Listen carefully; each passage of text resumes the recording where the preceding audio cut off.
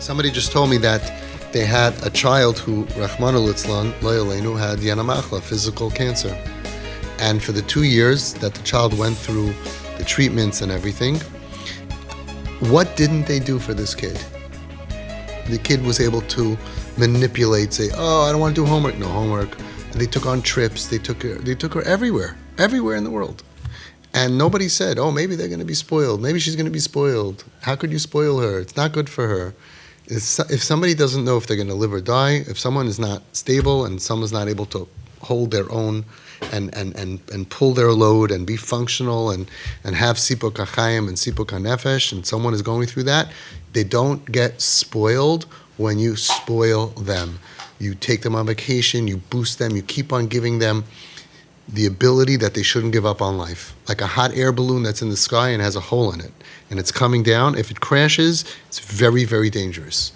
So our job is to make sure that we keep on filling it up with hot air until they manage to figure out how to fix the hole, which they can, and B'ezras Hashem they will. But our job is to make sure it doesn't crash. Keep on raising it, thinking, what can I do for this child? They don't get spoiled when you put light and life into their lives and you take them out of here and you bring them to a beautiful life and you're nice to them and you give them comforts, because they have a million ounces or kilobytes or whatever example you want of undeserved and unearned pain.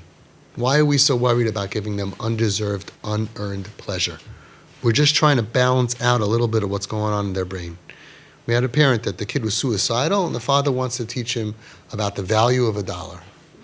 Very important, but how about we wait for the kid to be alive and stable and then we'll teach him all these important lessons. You have to help out to be part of the house, not when you want to die. Depression, anxiety, any machla, not functioning, not enjoying life, not having friends, not happy. At that point, boost and boost and boost. It's really, we want to spoil their nefesh. We want to massage their nefesh, that they feel loved and accepted and not pressured and admired and liked. But then we use the relationship to boost them with fun, F-U-N. And undeserved fun. And everybody's like, oh, they're going to be spoiled. They're always going to go first class.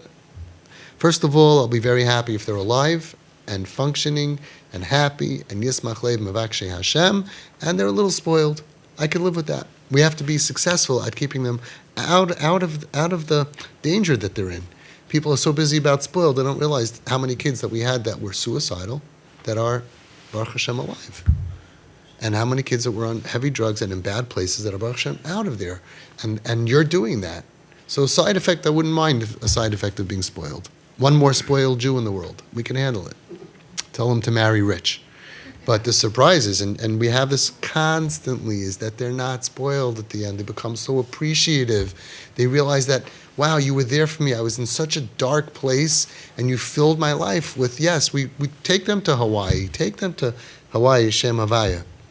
It does miracles, Hawaii. Take them to Costa Rica. Get them out of here, and let them have undeserved pleasure to balance out the undeserved pain that Hashem gave them, that people hurt them with, and that you don't lose out by doing that, and they don't get spoiled in the long run. When they get healthy, they will. And it's amazing. If we didn't actually try this, there would be no way to know. But we've done this. We're past this already. So many people have the same questions of Aleph Beis. What about this? What about that? Because they never did it. We did the experiment. We have hundreds and hundreds of parents. And we did the experiment. People 3 years later, 5 years later, 10 years later, 12 years later. And we know that when they get healthier, they get cheap. And they don't just spend everything. And you're nodding your heads, right? They get cheap and they start helping you and they start caring about you and they start caring about their siblings and because they're good. They're good and they're not spoiled. Spoil them rotten, but it's not really rotten. It's spoil them to life when they're going through this horrifically horrible stage that they want to die and they just see darkness in the world. Pump them up.